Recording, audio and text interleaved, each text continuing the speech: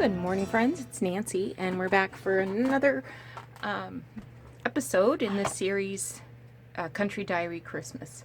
So today we're going to make another envelope, but this time the envelope will be stitched into the signature, and I'll demonstrate what that looks like. We're going to be using page 168, and it has text on both sides. Woo! So, first thing I'm going to do is cut the ragged edge off.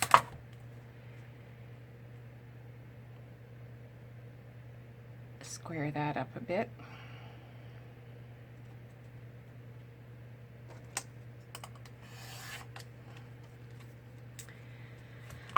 And, got a couple of options. So, on the flap of the envelope, I can either have this December showing or this December showing. And I think I'm going to have that one showing.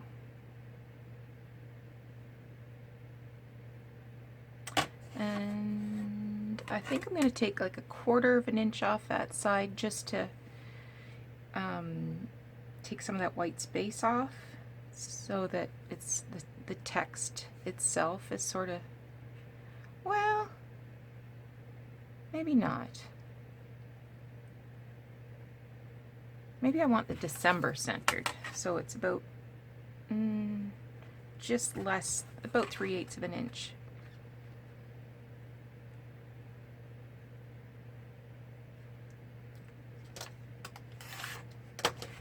Okay, good enough. Now, you can either use a scoreboard if you have one, or another option is get a catalog or a phone book and use a ruler. I'm going to go down about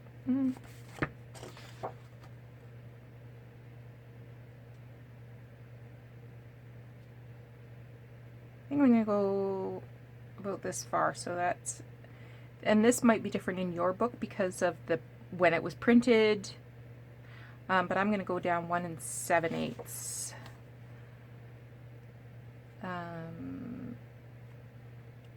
And then just use my bone folder. I wonder where my good bone folder is.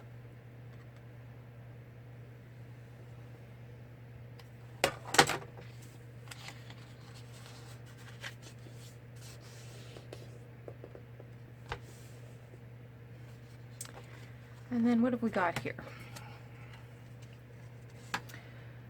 We got about 1 inch, or sorry, 7 1/8 inch. So I'm gonna just score it from this end at 3 1/2.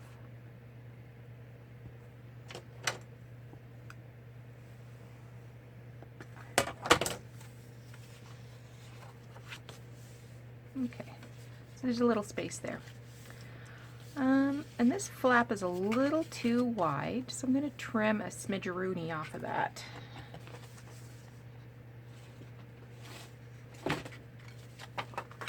How much of a smidgeroony? Well,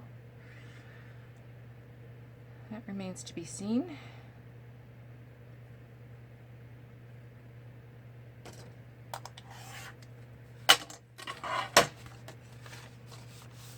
Okay, I'm happy with that.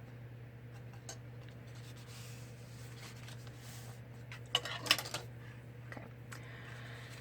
Now, like I said, this is going to be in the signature of a book, not this book, but isn't this a great book? Oh my gosh, I can't wait to use this.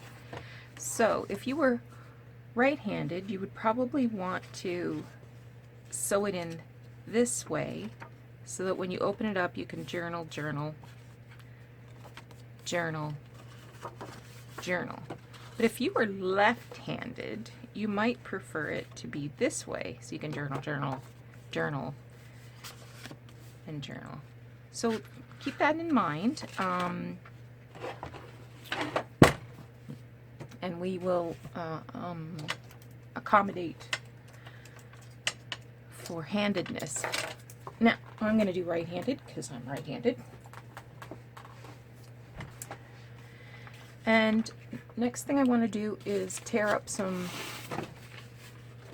tea-dyed paper to make spaces for writing on. Now this is 3.5 by just about 6.5. So I'm going to tear this. Oh, not that ruler. I use my tear ruler. So, if you haven't seen me use this before, this is a tip I got from Catherine at Sunnyside Journals.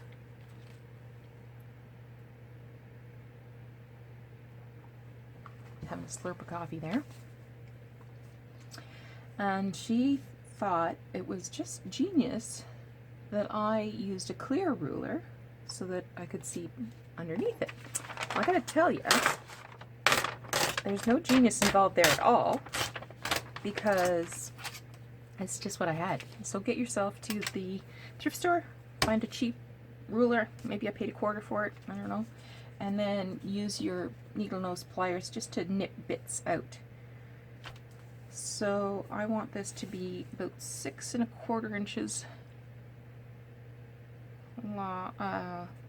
long, yeah.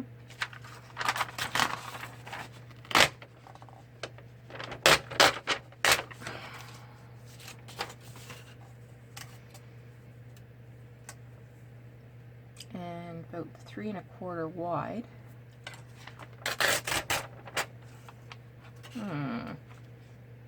Not happy with that at all. Try that again. There. And I don't think I had enough paper underneath the ruler to.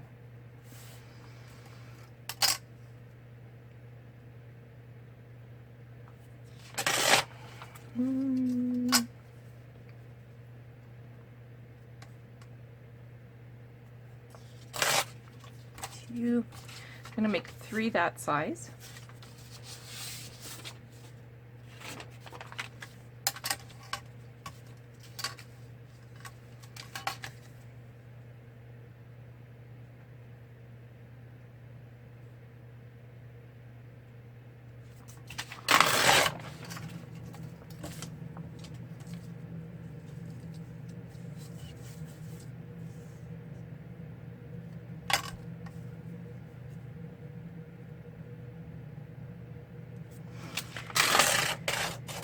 And just right there.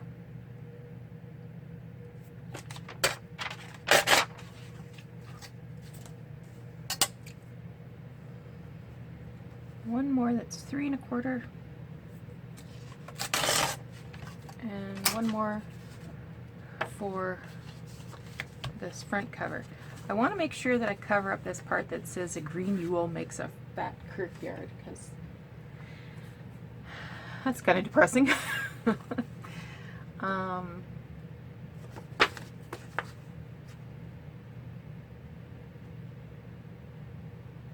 So maybe 2.5.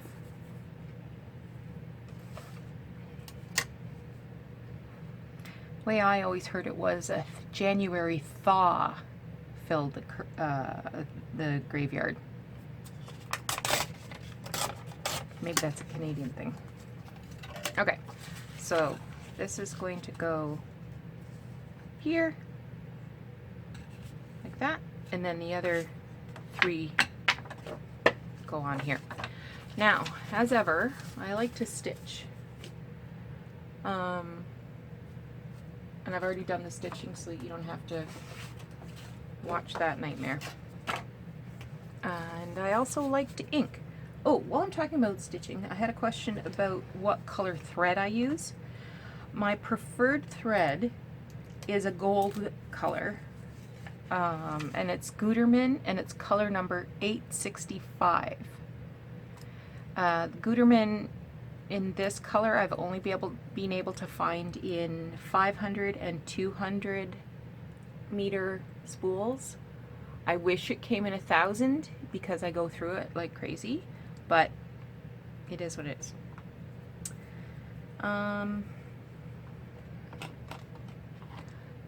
I like distressing, but I prefer it to be very subtle. So I have been using gathered twigs for a while now instead of the more popular antique photo. I just find this a little more subtle. And the last couple of weeks I've been using a makeup brush instead of like a sponge tool or a makeup sponge. So if you're going shopping to try this technique out, don't look for a big powder brush like this. This did not work. This didn't give me enough control, and the bristles weren't stiff enough to do what I wanted to do. So this was an error. This, however, it has stiffer bristle. I shouldn't say stiffer. I think it's the exact same bristles, but because it's tapered like that and it's shorter, it doesn't bend as freely as that powder brush. So I just swipe a little on there.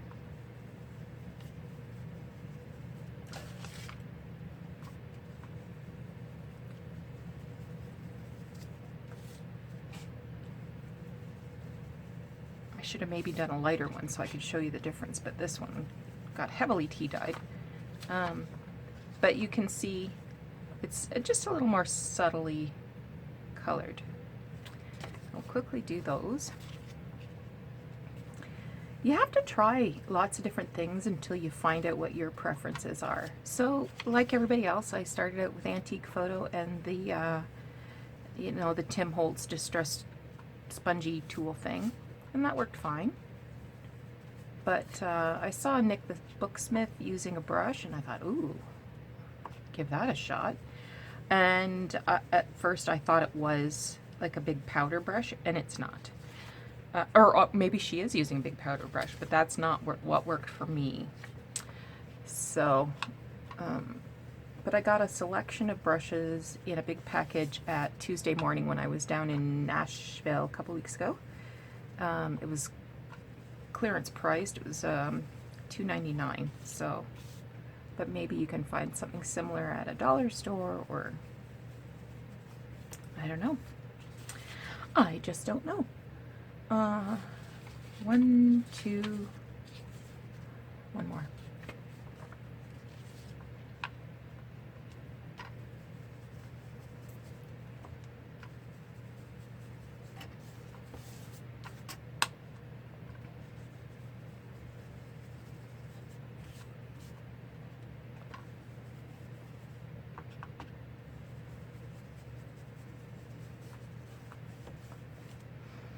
Same goes with glue. I see a lot of people using the art glitter glue, and I'd like to try it. I just haven't, it's not something I can find locally, A. B, I did order it online, and after about 2 weeks, the store that I ordered it from just refunded my money. Didn't say, sorry, we don't have it, nothing, just refunded my money. And now I understand that it could be difficult to get because of the colder temperatures. I think when I went on the website for the manufacturer of art glitter glue, and it said that they can't ship it in the winter because of the risk of freezing. I'm just tapering these edges a bit.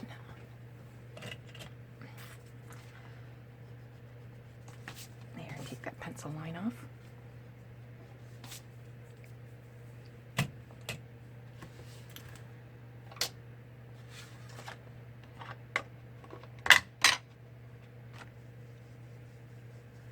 So, might be another 6 months before I get the chance to order it again. Hopefully it'll come, because I do hear lots of good things about the art glitter glue. In the meantime, I'm still using my Fabri-Tac or the Beacon 3-in-1, whatever's available when I'm shopping. I think they're the same thing. They smell alike. They're in the same size bottle. They're probably made by the same company. Yeah, they're both made by Beacon Creates.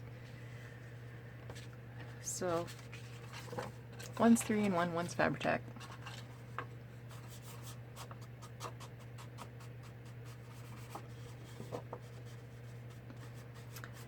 Yesterday we moved my Nana into a nursing home. Worst day of my life. Wasn't as bad as I was anticipating, but by the time I got home last night, I left here at 7, and I was at the nursing home all day, and got home last night at 5, and all I did was take 2 Tylenol and go to bed. Oh my god, I was so exhausted. And not because I had to do any of the physical work. That was a different contingent of the squad that did all the physical moving. I was doing the emotional work. And that was not easy. But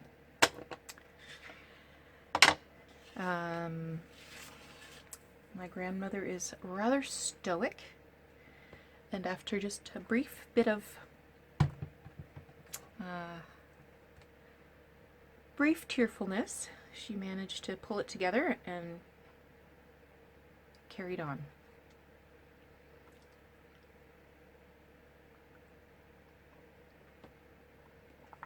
Whoop, sorry. I wanted a mouthful of coffee and I just about choked on it. I think I was getting choked up thinking about yesterday.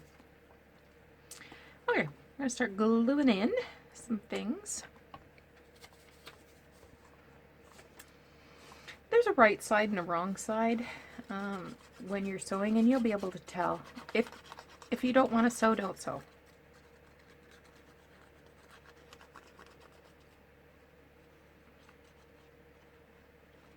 Stitching is one of my favorite things. I was a rabid quilter for years, so I enjoy sewing. But I know some people, well, number one, you might not have a sewing machine. And number two, it's maybe a step that you just don't want to take. So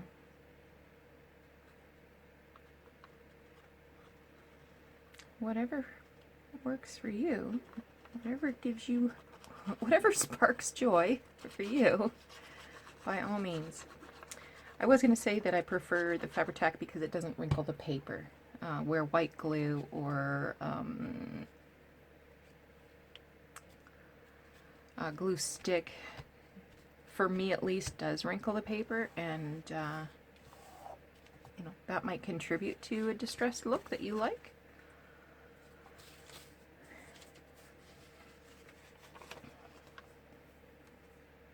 But we all have our preferences, and I'm sure you do too.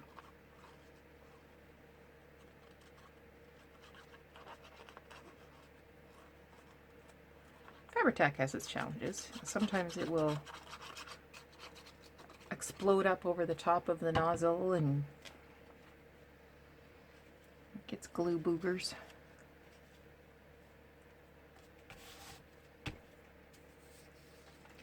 I want to remember I want to cover up that Kirkyard reference. So it's Saturday. My internet seems to be out this morning. I'll have to reset the router at some point. So I've been really busy this week, running back and forth up and down the highway with my grandmother. And I haven't watched very many videos, but I did catch Catherine from Sunnyside Journal last night, and she did a really excellent tutorial about aging new postcards to look old. And I was really impressed because before she started that tutorial, she was doing a flip through of her newest journal. It's called Trust. It's adorable. And she was using an antique postcard to sort of demonstrate, you know, tuck spots and envelopes and things. And I thought, what a great postcard. Where did you get that? And why haven't I seen this in a haul? So, but then when she showed, oh, actually this is a brand new postcard and here's how you rough it up. I gotta raise my game. Okay. So now we're gonna do some embellishment. We have options. So we can either go back to this half.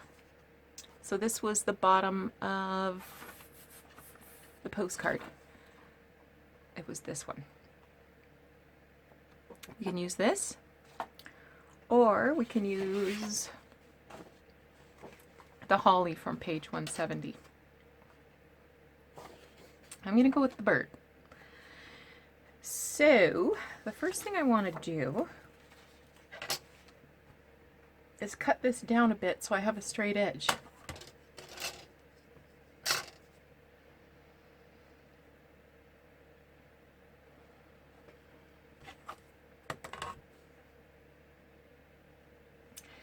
So I'm going to cut right where the top of the bird and this branch meet, more or less.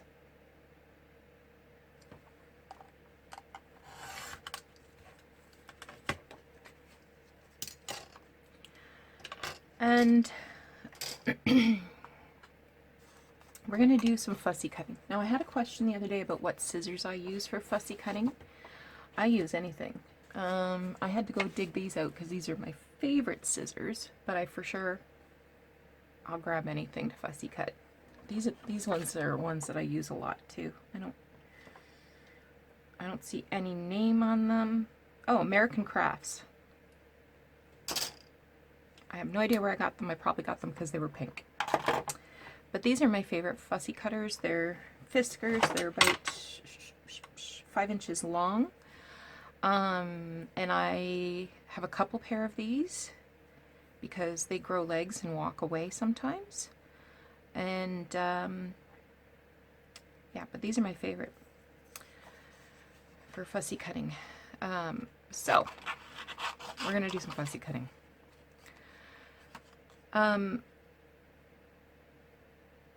When you're fussy cutting, don't move the scissors. Just kind of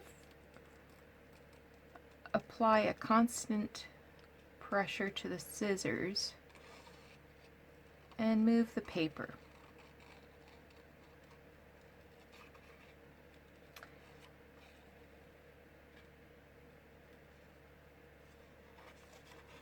Okay, I hope you can see that. I'm just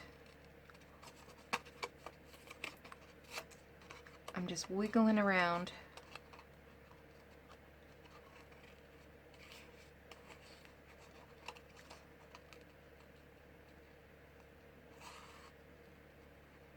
The paper. I'm not moving the scissors at all. Like I showed in the video with the library pocket with the ivy, I will sometimes use an X-Acto knife for interior pieces, but scissors generally work just fine for me. If there's a really skinny piece that is at risk of being ripped off, or might be difficult to glue down because it's really skinny, like this little pink twig there, I'm just going to cut it off.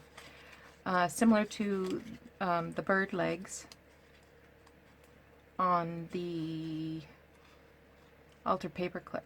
I just cut the bird's legs off because, I mean, they were going to get amputated cleanly, or they were going to get torn at some point in the future. So for that bird's health and well-being, we amputated.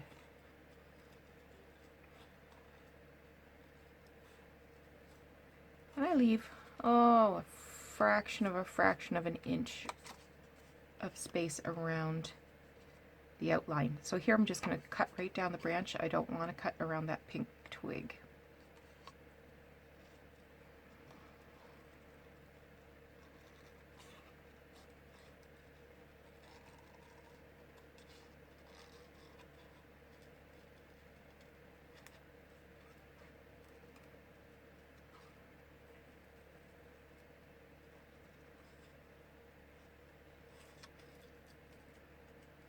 I do enjoy fussy cutting. If you saw how many images I have fussy cut in this house, you'd faint.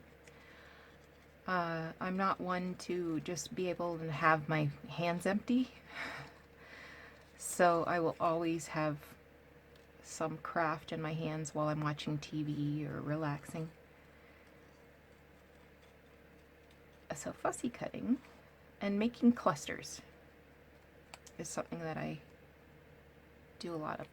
Now, if I was really picky, I could use my knife and take that centerpiece out. I ain't that picky. We're going to cut out some more pieces. Not the bird, just the berries here. And again, not the bird, just the berries. The bird can go. Keep the words for now.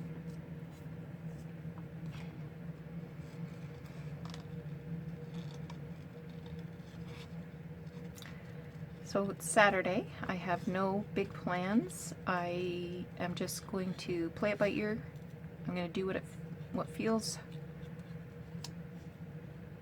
doable. I'm recovering emotionally from yesterday.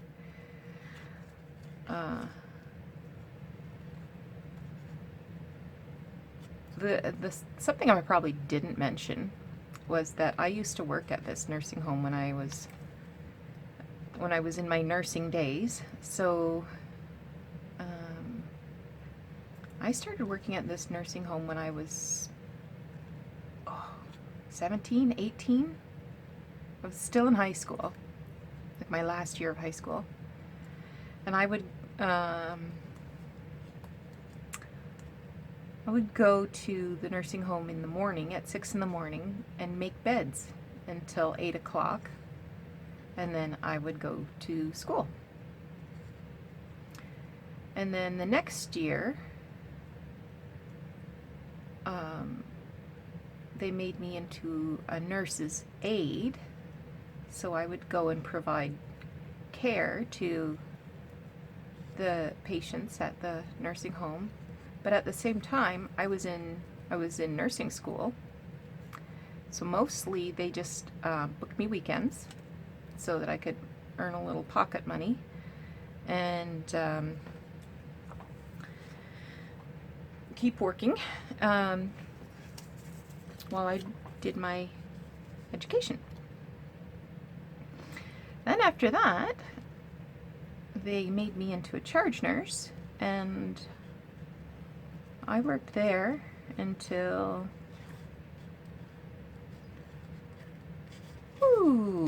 2008, I think.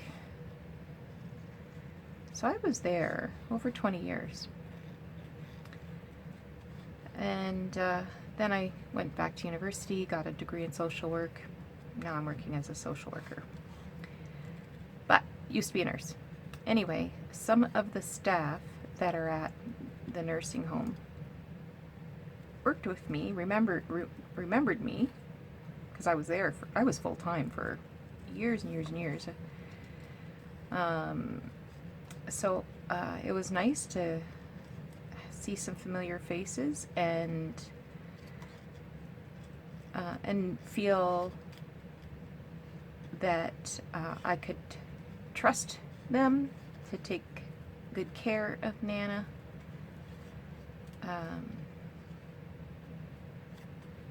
Yeah. I mean, some people are new, but some I had to look at their name tags because I couldn't remember their names, but anyway. So, as I was leaving last night, the afternoon shift had come on, and there was one of the, they're called PSWs here in Ontario, so that's a personal support worker, and they provide most of the personal care, and they're supervised by nurses who, you know, do the medications and that sort of thing. So as I was leaving, I stopped in the hallway and spoke to the PSW, and I said, I introduced myself, and I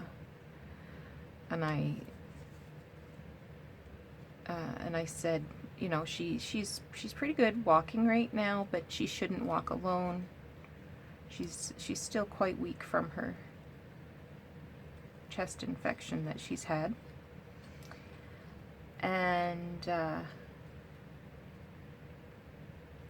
And I said, what's your name?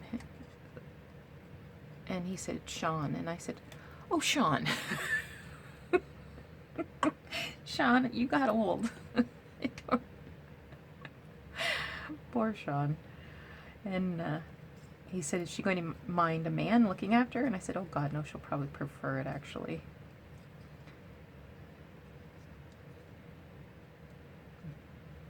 She's kind of a no fuss, no muss kind of a lady. You know, let's just get around to doing it, you know.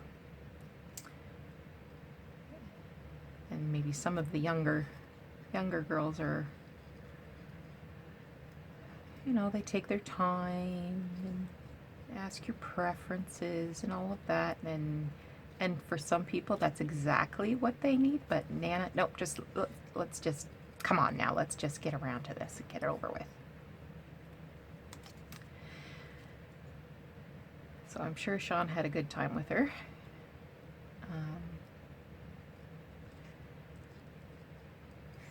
Nana's still really sharp in terms of cognition.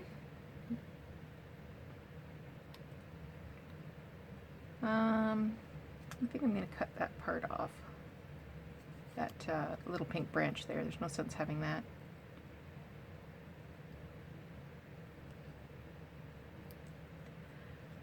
And I'm going to separate these berries.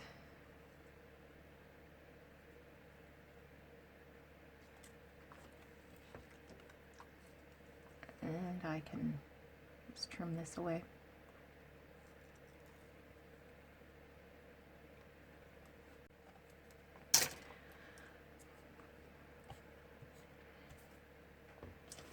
Got a little bit of ink going on here. So you could do the same thing with the holly. Fussy cut it all around the holly and then break it up into smaller chunks.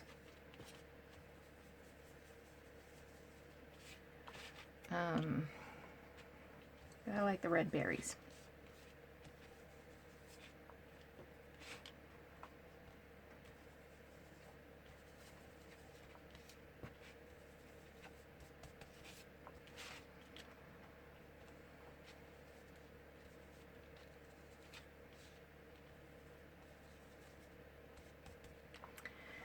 We have a family chat on Facebook Messenger, so I texted the group this morning and gave them all their chores.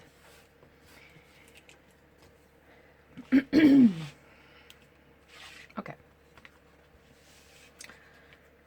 So, what I'd like to do first is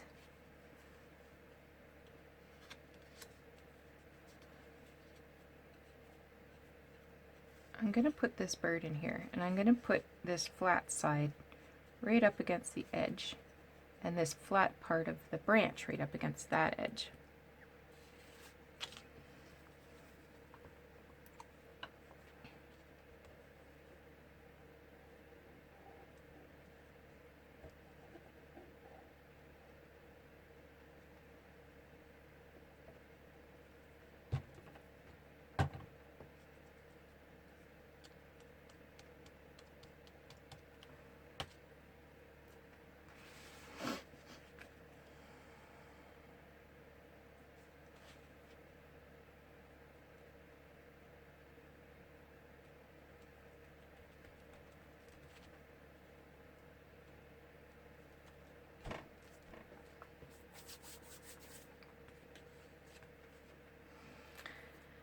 I had to Google this because I wasn't sure if this was the wren or the sparrow. This is the wren.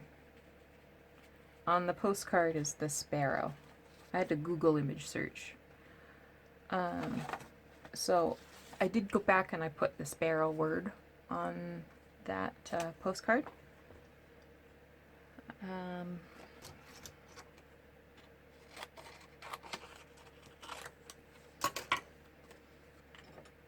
I have this.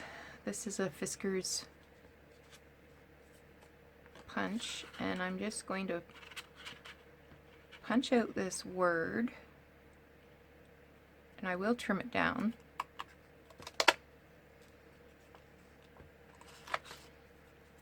And this is the end paper, fly leaf, whatever you want to call it.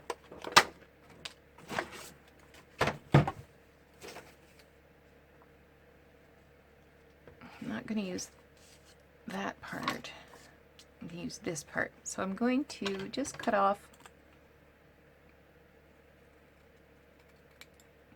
that much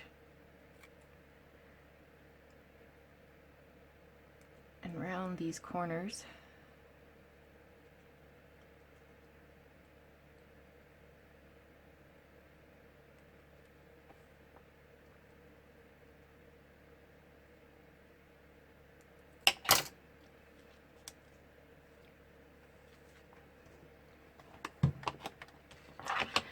Gotta ink it.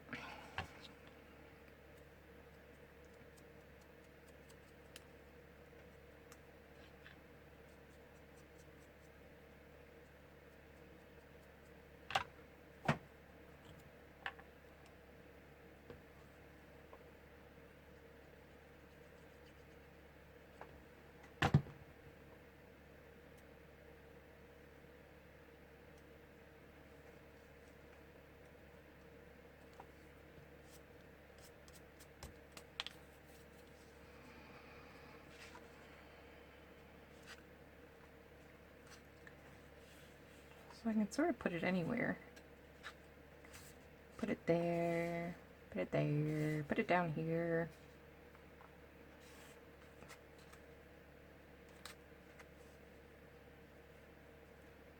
I think I like it there.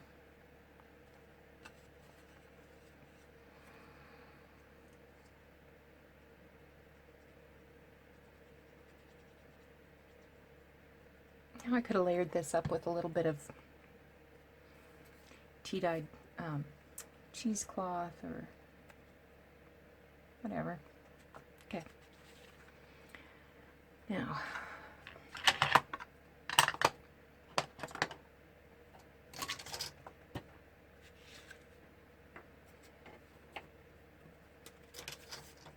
I got one more piece here I didn't cut out.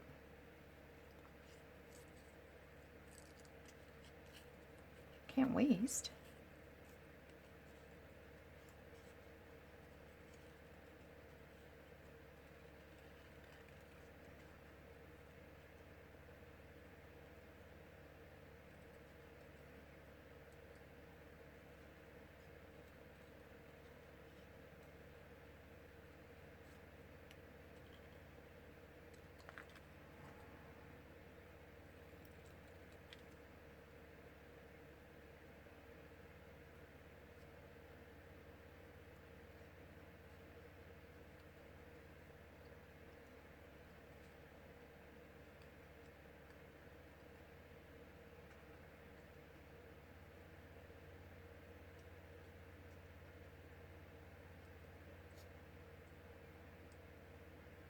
I don't know if I'll go and visit her today or not.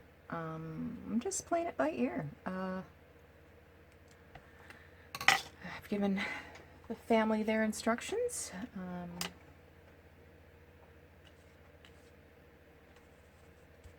Hopefully that will be the support that she needs today. I'm sure someone will let me know if it's not.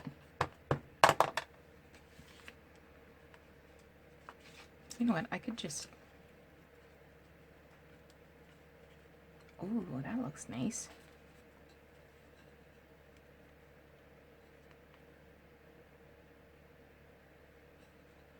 tuck that up under there. Let's do that.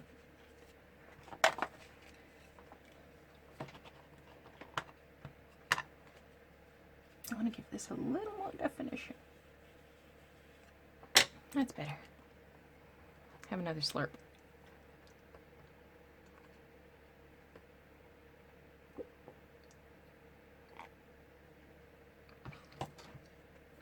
I take a lot of vitamins in the morning. It takes me all morning to take them.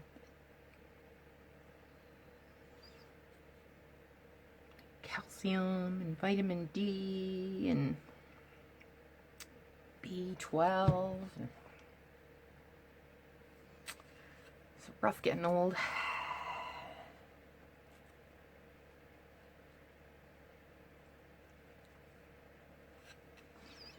wonder if I can tuck that under as well. Oh yeah, that looks good. That looks good, Nancy. Good job. That's nice. Okay, I'm gonna do the inside now. So this one has a straight edge on it, so I think I'm going to put that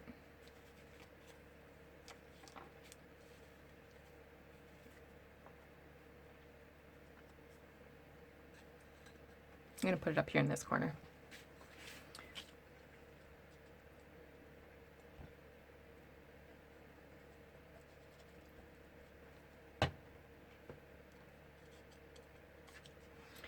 So this idea, I can't take credit for it. It was inspired by Climmy's Creations, and I've made these little fold-out envelopes before and used them in previous journals, but I just wanted to make sure I mentioned. I'm not sure how closely this is to Climmy's Creation anymore, because, well, you know, things start out and then, okay, I like that. And then it's like a game of telephone. Something gets added, something gets taken away. But she did a little series on using Edith Holden pages a while back. And I'd encourage you to go take a peekaboo at what she made if you're looking for more ideas. I'm liking this a lot. And then one final one on the back.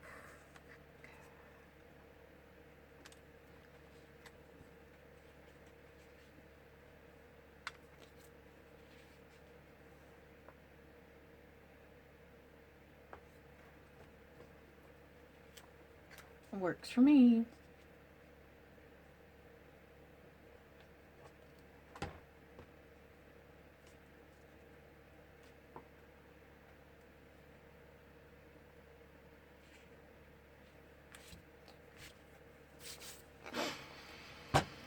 Okay, where's the lid? There's the lid. Now, I was also thinking that, you know, some stenciling might be nice if you had like a text, like a handwriting, you know, maybe put some faint background stamping. I'm not going to do that, but it's an idea. Now I want to put a eyelet, so that's 6.5 inches. So we want about 3 1/4.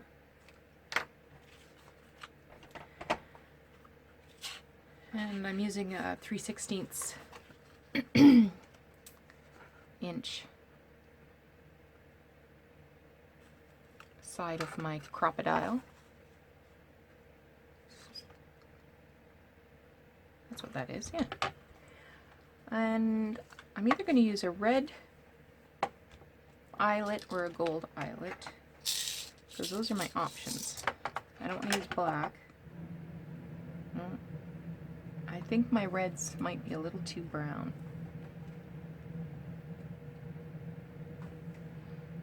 No, that's fine. That's fine.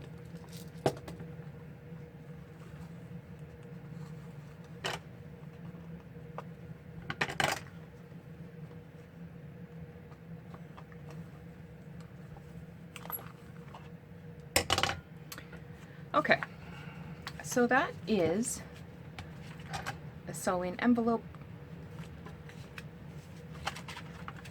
I hope you like this. So what will eventually happen is I will thread a piece of this. This was white seam binding, but I tea-dyed it. So once this gets sewn into the journal, I will have this, this will be wrapped around so that the ribbon gets sewn into that signature as well.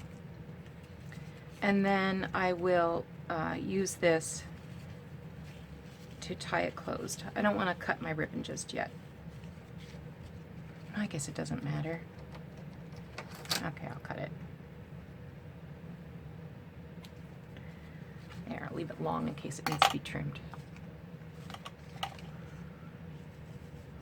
There. So let me just grab this book again. So when you're turning this in the journal, that's how it would look. And then if you wanted to use it, you would just undo these ribbons, open it up, and do your journaling. And then when you want to close it back up,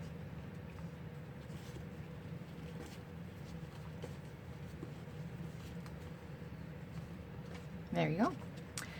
Alrighty, well, hopefully it won't take me too long to get this video uploaded. As I said, I'm having issues this morning with my internet, but we'll see what we can do. Anyway, thanks so much for watching, and we will talk to you soon.